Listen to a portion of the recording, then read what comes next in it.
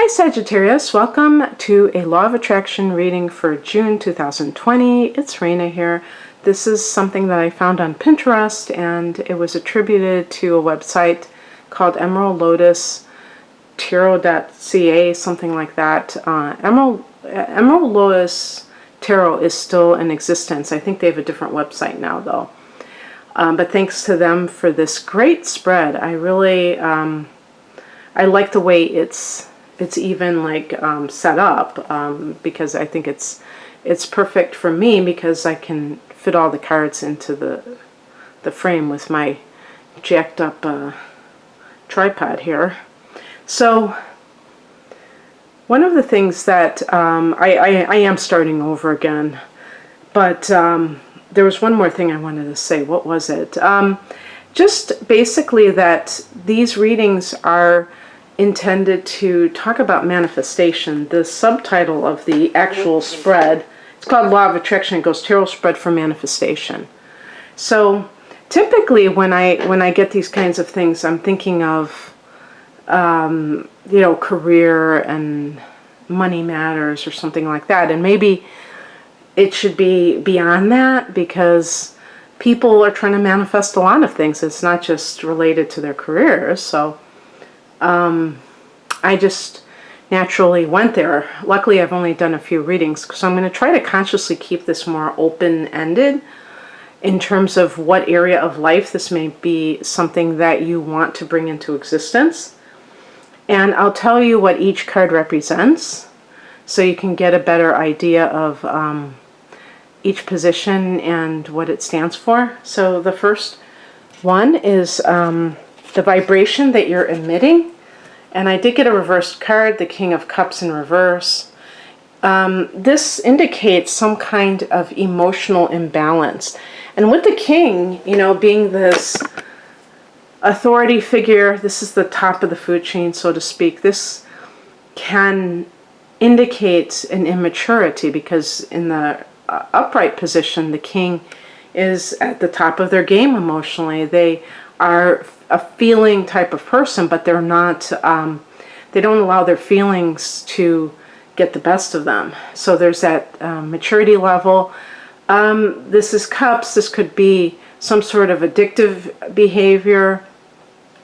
And of course, if there is some sort of an addiction, Sag, it can impact all areas of your life as well as the way that you carry yourself, the decisions that you make, everything. And so then that makes it harder to get what you want. This is a card of manipulation, emotional, this is dependency, laziness, these kinds of things. And how I see that connecting to the grand scheme of things is that if you feel kind of lost in your life, you may be kind of flailing around and you're not really applying yourself in a very methodical manner. Again, I mean, if somebody has an addiction, for instance, they don't have the energy to be able to really go after what they want. So they're kind of in a daze, whatever you want to call it. So that makes sense on that level. But even just for people who have kind of just done the bare minimum to get where they are, eventually it might catch up with you and then you're left saying, gosh, there's a lot that I need to learn and to do. And I feel kind of like, this is a card of unworthiness. So the person may feel like they're not good enough, but in some cases, let's say that the person does have success, they may feel they haven't deserved it.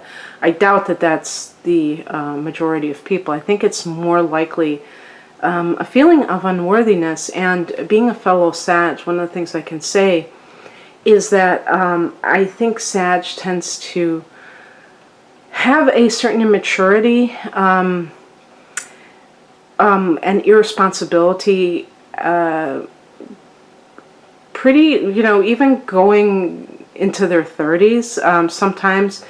And this is, and I feel sometimes that this is a reaction to other things in life. So for instance, if you had a parent who was very strict, it's almost like, fire signs can be very rebellious and just kind of pushing against authority figures in general, pushing against bosses, like trying to get away with the least amount of effort to try to get one over on an authority figure, get one over on the man, so to speak. And that is taken as some kind of power, trying to have power, but it's like a false thing. It's actually a very self-destructive thing. And so the second card relates to something that you have to be more open to receiving. Isn't this interesting? And this is the card, the Ten of Wands. Now, Wands relates to fire signs, and this is a card of responsibility. So this may be something where you need to assume more responsibility in your life. Now, this card by itself, in other readings, I would read as somebody who's taking too much responsibility for others, and maybe is a codependent type of person. But in this reading, I think it's more of doing that hard work. I know it's funny because with the law of attraction, they talk about you don't have to go uphill. That's the old paradigm, is that you have to really struggle and you have to do all these things and it really can come easily to you. I think that that is overstated. I think that it's more of an attitude than a reality. In other words, some people love this idea of almost like victimhood, or I have so much work to do. I got, all this thing. And that's their identity, is being that person who is working so hard and doing all these things, because there is that, it's like the puritanical mindset. And the Puritans really thought it probably had something to do with acceptance from God, that they had to kind of prove their worthiness, and that has never gone away. I'm an American, and that's how it is. I think my own sensibilities are more European, because it seems like the Europeans know how to chill a lot more than the Americans. There still is this real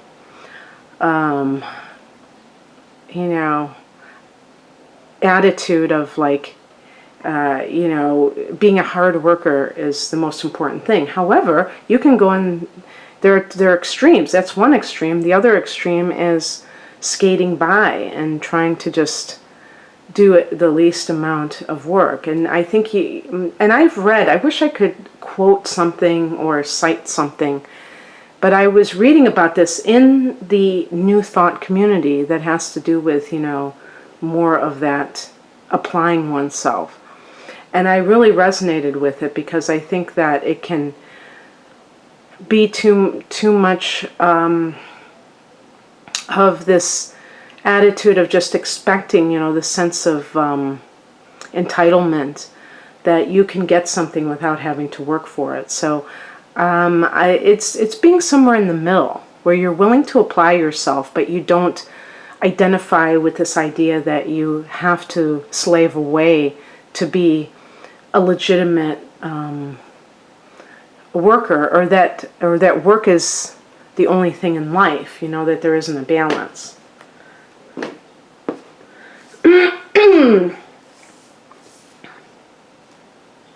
Okay, so what will be the result? Oh, this is great, because I was just looking at one of my tarot books called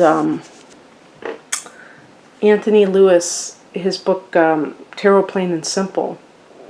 And I was looking at this specific card. And I don't think I had put out the cards yet. I've always kind of, not struggled with this card, but I always say the same things. This is the Architect's card about, building your, wealth, or your with a foundation attached to it. But actually, when I was reading that book, they were talking about, skills. This is the card of co-workers, so working together on a project. And I didn't like that because I was thinking to myself, you know, sometimes you're working for yourself. You know, what does that have to do? The spirit of cooperation doesn't always apply. So I want to see if I can remember exactly. I'm looking at the book right now. Because there was a specific one that I really liked. Okay, I'm going to read some of the phrases that he mentions. Well, he says a job well done. So that will, you doing that work will lead to a job well done. He says professional growth, early stages of accomplishment, a chance to earn money, doing a job the right way. In other words, not taking these, you know, shortcuts and just doing the bare minimum. Honor, good grades in school, certification. So, you know, it's number 3 in the astrological house is the 3rd house, is Gemini, and it deals with gaining those skills. And sometimes getting training. You know, you might need extra training to do what you want to do. And they even mention making improvements to home or property. Maybe that's why they call it the architect's card. Possible change of residence, off to a good start.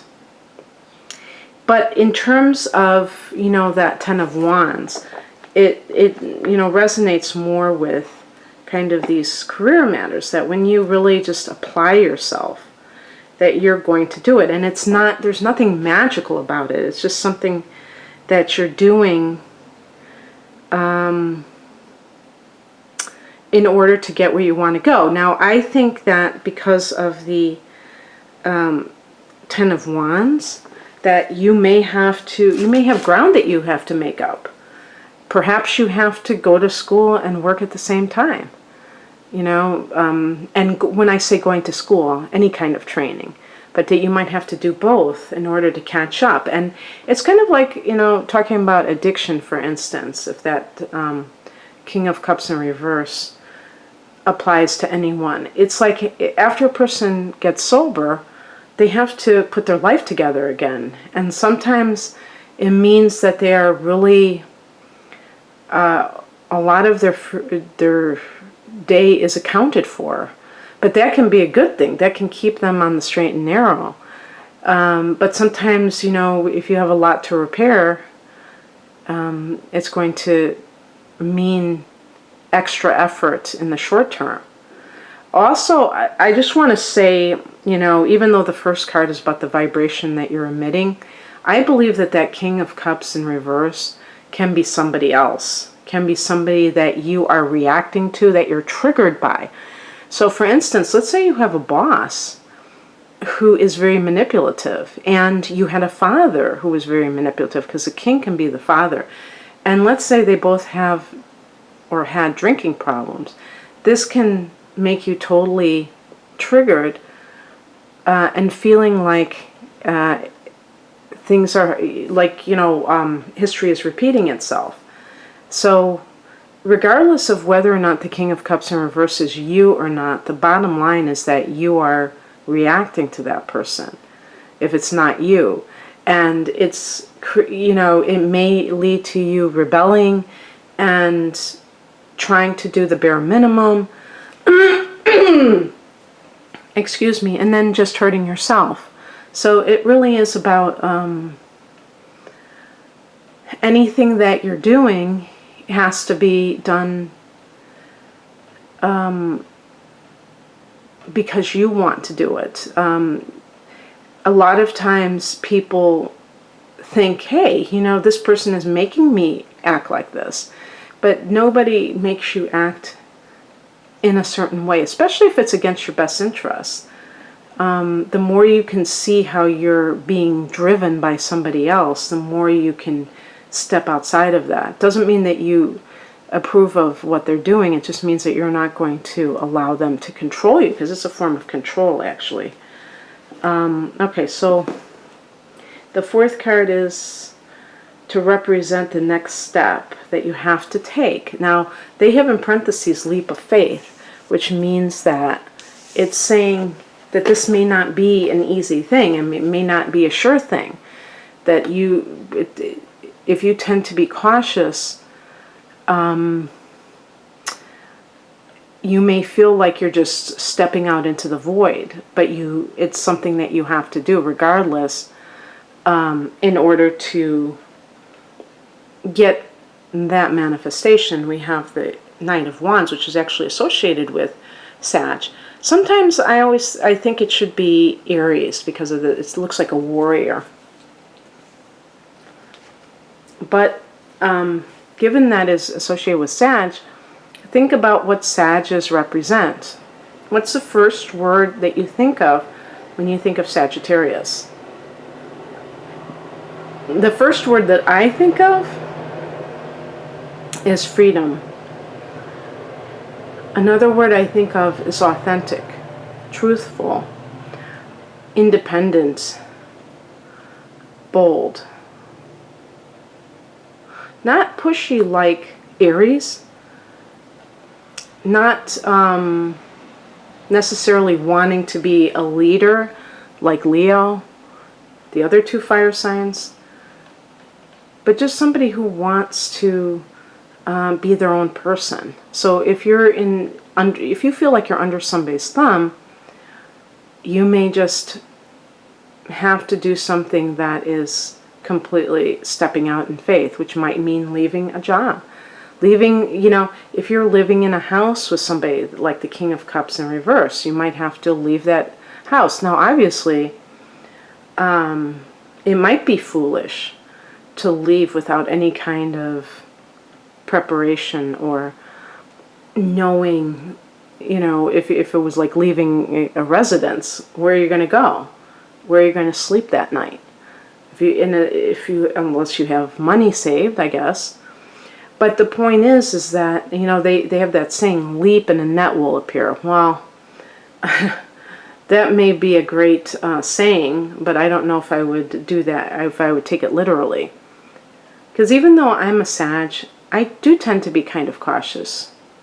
I have a lot of earth, and so I'm always looking for that tangible proof that something is going to pan out. Okay, so that's me. However, there have been occasions where I did just leave a situation, and it was very abrupt. It was very unlike me, but I had to do it because I knew that it was time, that I didn't know if anything better would be there, but I figured that getting away from it would automatically be an improvement. And so that may be where you're at. And there's a certain boldness and what I would call, I don't know if happy-go-lucky is a good word, but a devil-may-care, I don't know. An attitude of adventurousness, being adventurous. That is, to me, connected to the Knight of Wands. Okay, the fifth card is, how can you manifest even more successfully? And we have the Ace of Pentacles. Well, there are many possibilities with this card. One could be getting another job. Now, that may sound odd because you say, a job? This reading suggests something, maybe I'm more independent. Why would I get a job? Well, the thing is that sometimes when people, especially a sign like Sag, wants to do something, maybe start your own business, you have all these amazing ideas and it just makes you feel so good fantasizing about how it's going to be. And the problem is that if you don't have a lot of money saved or something like that, and you have to rely on the profits you're going to make, what if it doesn't take off right away? What are you going to do?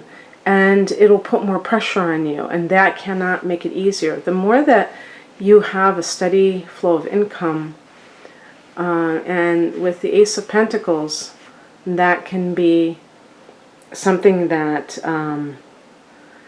is, just like a steady job that you have, but one that perhaps is easier to go to if you're dealing with somebody who's difficult in the workplace, who is the person that you are is your supervisor or whatever you want to call them.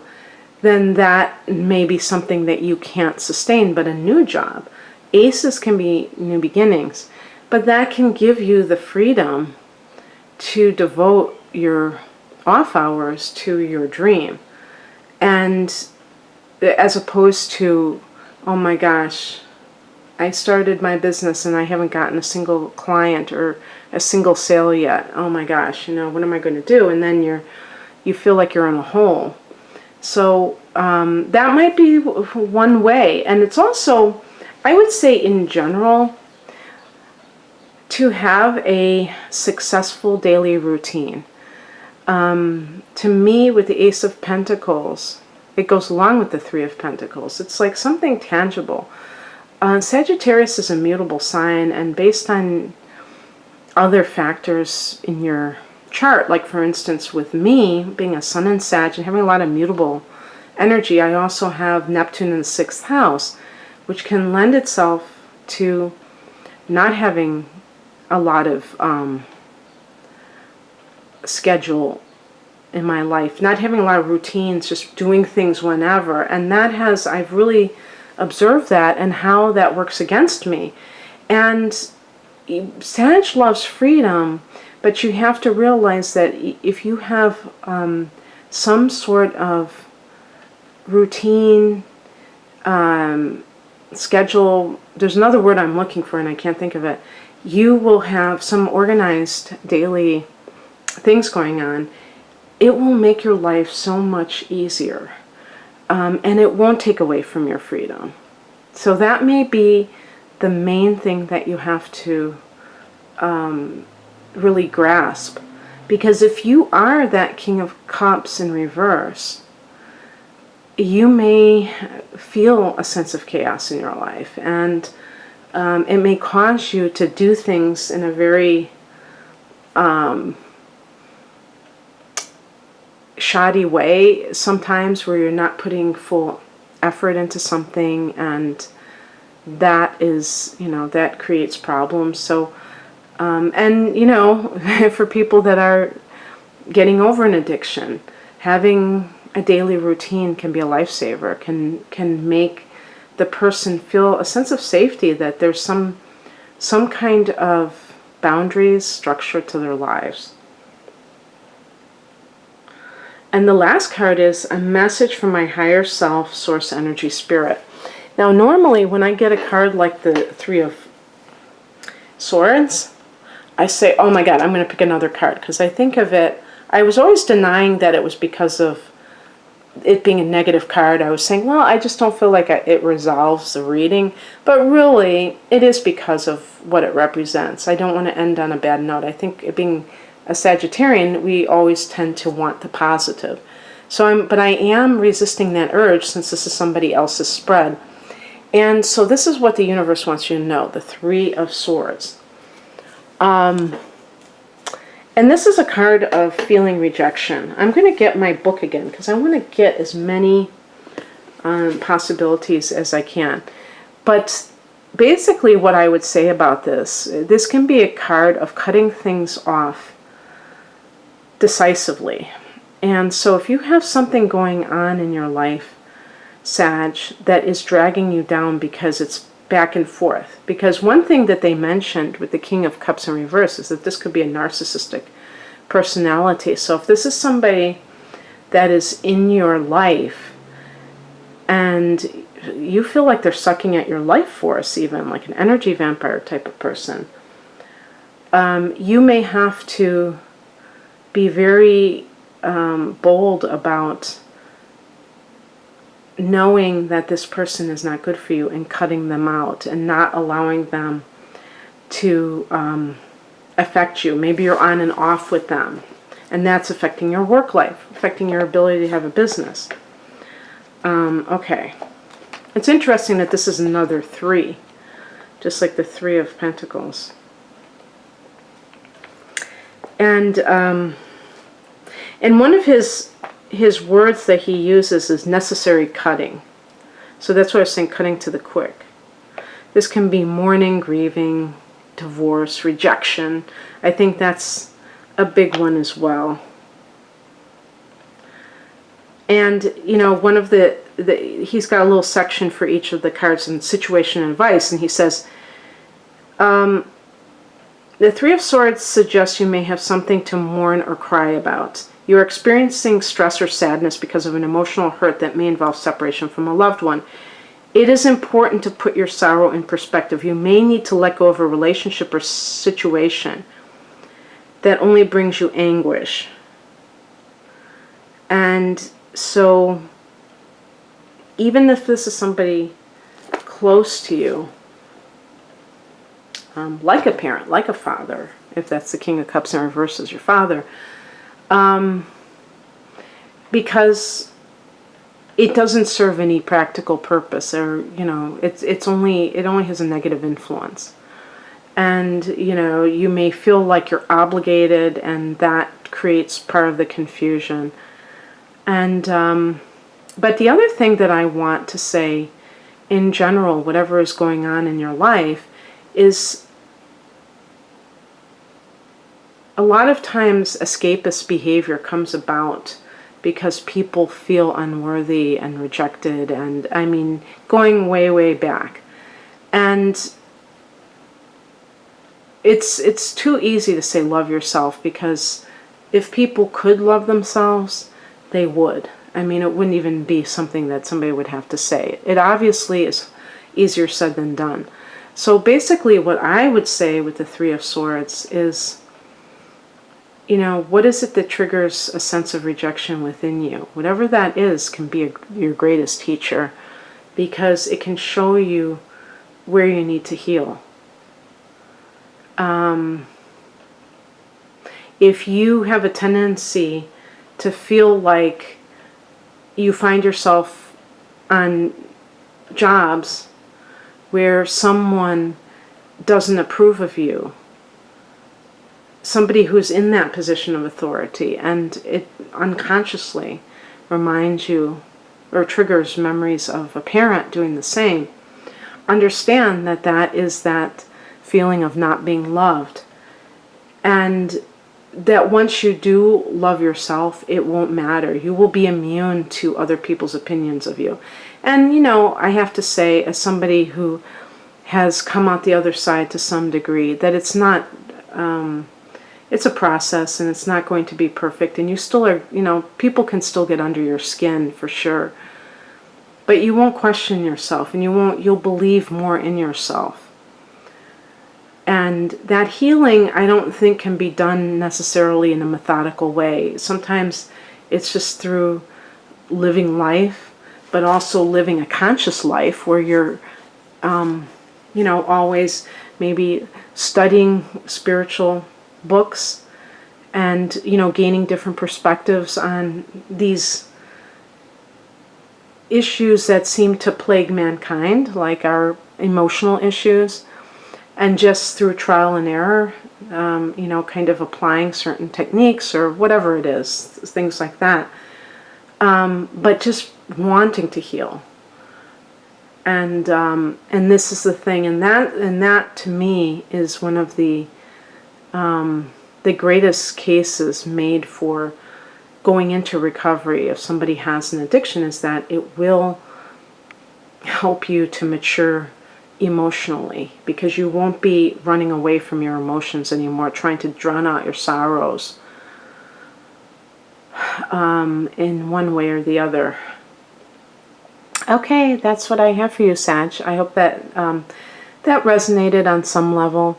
If you would like a personal reading, I'm mainly an astrologer, but I bring this same approach to the astrology that I do in believing in personal evolution. So if you're down with that, please check me out at rainandmoonastrology.com. The link is below. Take care. Bye.